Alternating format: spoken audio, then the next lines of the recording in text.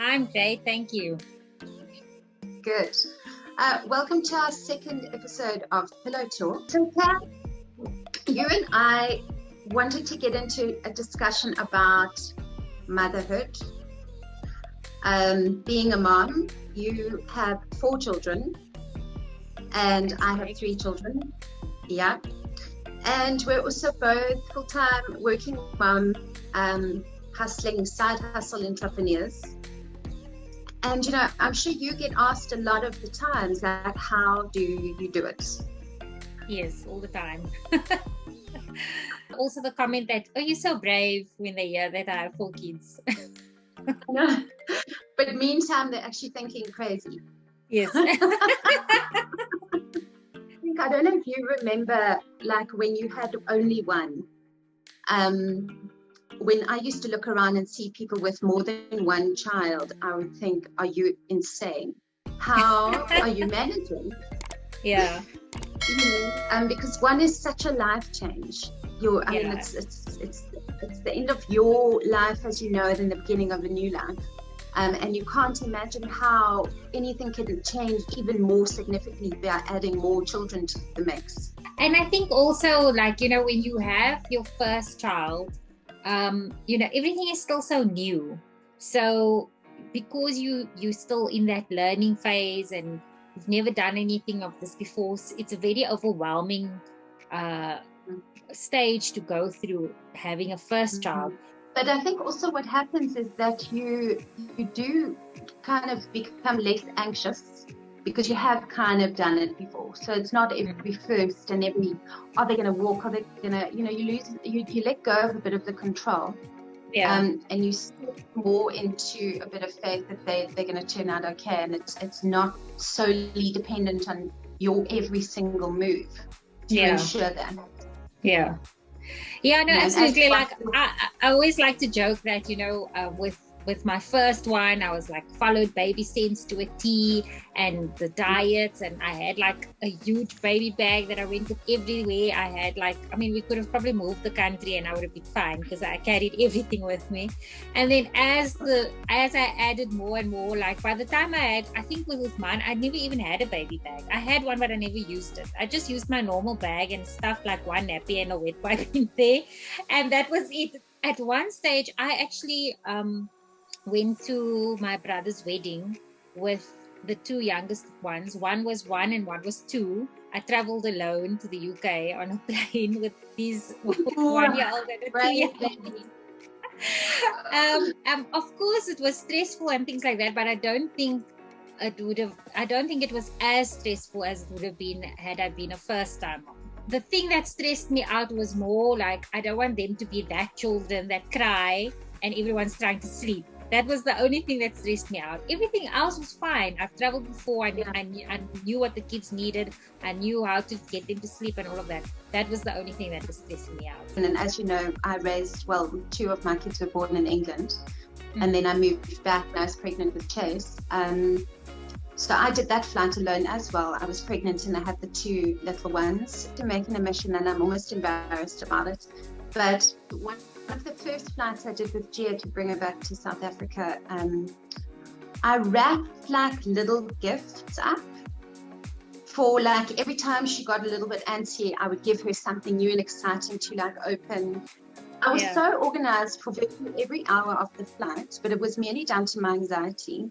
And then she became quite demanding in flights because now I've obviously overinflated her expectations dramatically. She's like, well, where's Disneyland? You know, and it's not a standard you can uphold. When we got married, my parents moved to the UK like 2 weeks later, and my in-laws moved to New Zealand like 3 months later. So we were also like, you know, young 21-year-olds, newly married, like children ourselves, like trying to figure out this adulting thing. And then Bilal was born, and we didn't also have the like parents and things like that. But I'm very grateful that we were fortunate enough to have the opportunity to go and live in the UK for 2 years. I attended a course in the UK when Gia was little. I was so grateful. It was like a parenting course because I also felt very lost. I had no family around. I didn't really know what the hell I was doing. And I was like, Google was like, you know, my soundboard. Because it's easy to read the books and go to the courses and do what they say you must do, but are you actually following that? And most of us aren't. We're also on our own journeys. We're also struggling.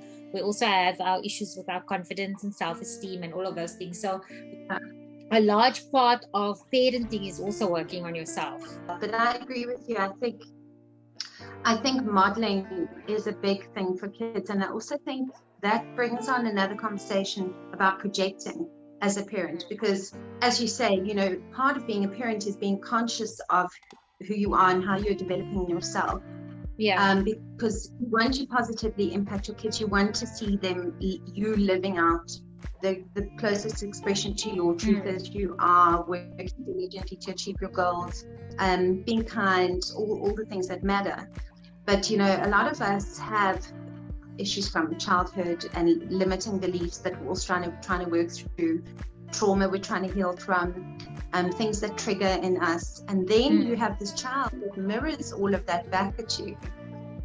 But you also have this desire for your children not to have to go through what you've been through, or not to have to repeat similar mistakes. And I think there's a very fine line between kind of not wanting that for your child, but also not assuming that they're the same as you as a start, that they want what you want, you know. Secondly, that their life course is even similar to yours in any way, because what we do when we project that stuff onto our kids, they take on stuff that isn't even theirs.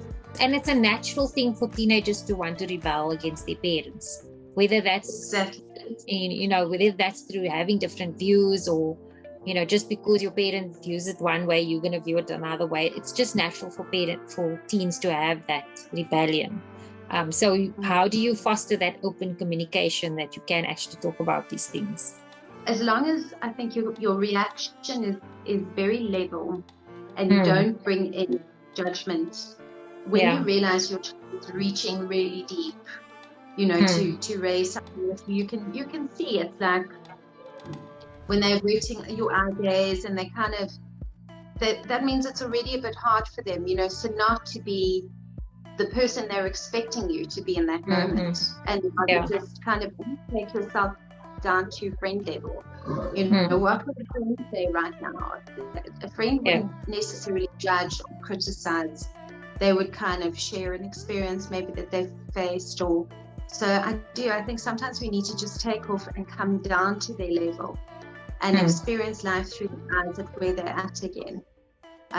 Because we forget, you know, we've built up all this experience and this perspective, and we forget what it's like to be at that age, going through all this stuff. And I think we can just try and relate as often as possible. Maybe that's But like it's also personality dependent.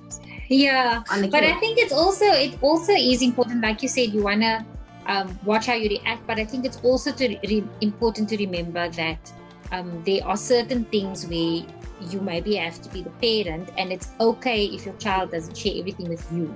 So although we do have the relationship where he does tell me things, I don't expect that he tells me everything. And I think an important thing is to give your child that permission that there are other people they can talk to. So if there's something that I feel maybe is better that he speaks to my sister, and I've allowed that relationship to develop, that he has somebody else other than me. Like maybe he wants to complain about me, you know, maybe I'm the one who's the problem. Then he needs to feel that I'm okay with him talking to somebody else. So if he wants to go and rant to my sister about me, then that's okay with me. I don't take that personally. I agree. And I think what you mentioned about not taking it personally, that branches out for me into a lot of parenting, particularly with the teen. So I again remember being a teenager, and my mother would be like, "How was your day?" And I'm like, "Fine." You know, not wanting to have those talks. And I remember her, you know, she was like, "I'm just trying to ask you how you are," you know, and she was hurt. But I kind of realized, you know, it wasn't that I didn't love her or that I didn't care. Part of it is because perhaps I was feeling guilty about something I'd done that day, you know, at school. some so I didn't want to dive too much into information and I realized it wasn't a personal thing. It's not that I didn't care. It's not that I didn't love her. It's just I had my stuff going on, and some of it I didn't want to share. And so even with my kids, when they're moody with me, or, you know, a lot of parents, they're like, my teenager's so, and I'm like, try not to take it personally, because invariably, you know, I might say to Gia on a day, how was your day, babe? And she'll go, fine, I'm tired. And then that's my cue. I'm like, cool. Then I get to keep thinking about all the stuff I was thinking about before. I don't have to probe. It doesn't have to impact me. Or in turn, she might jump in the car and she talks my ear off all the way home. So I think it's giving the opportunity for kids to also, you know, be respectful of where they're at and understand that not everything is the person on the front to you as a parent. One thing that I've recently been trying to be more conscious of, I don't know if you know about the 5 Love Language by Gary Chapman. If you don't know about it, you know about it. And there's actually the whole audio book you can listen to for free on YouTube. And although it's meant to be for relationships between intimate partners, I actually think you can apply to anything, to any relationship. And I actually there's like a test you can do, and there's even one for kids, to understand what each of their love languages are. So the interesting thing is I'm the only one in this family whose love language is acts of service, and everyone else is either words of affirmation or quality time. And it kind of made sense to me why I, you know, like, because my love language is acts of service, I do everything for, like, I want to do everything for everyone, but because theirs is not acts of service, like, they need to constantly be nagged to do things, or they don't feel that they are expressing their love by doing things for me. They feel they're expressing their love by writing me lots of notes or giving me hugs or like wanting to talk to me. And because that's not my language, I don't like appreciate it. Where somebody else will be like, oh, that's so sweet. Yusuf always come up to you and like randomly just like touch you on the shoulder or like touch you on the arm. And I would get irritated with that, because I'm like, I'm trying to cook and you want to come and hug and kiss me. Like, this is not the right time. I have to remind myself this is them trying to express love for me. And I need to try and reciprocate that in the way that they understand. But then at the same time, I need to communicate what I need. And then Taz, just in terms of work, how do you manage each week with 4 children and a job and a household and finding time for yourself? Yeah, so look, it is easier when you have a job, and my job is very routinized because I work at a school. So routine definitely helps. And definitely being organized, having a system that helps you be organized. So I've got my Google Calendar, which I can't do without. And then I've also got my calendars on the fridge so that everyone can see what everyone's doing. My fridge is basically filled with calendars, like timetables, poems that must be read, all of those things. And everything gets put onto the calendar, on the fridge, or in my phone. And then also just having the routines. And it's just about encouraging independence from the kids to also take responsibility for their own schedules. So from a very young age, you can give them little bits of responsibility to take charge of their own routine. So I agree. I think the organization, when you pass some of that responsibility onto your kids, you enable them, but you also make your life a little bit easier, because to cope with everyone's needs and demands all the time is basically impossible. And I actually heard a saying a while back, and it said, if they can, they must. And that could speak to as young as like 3. If they are able to take off their t-shirt and put one back on, that's the age that it's okay to start learning them. Yes, you know.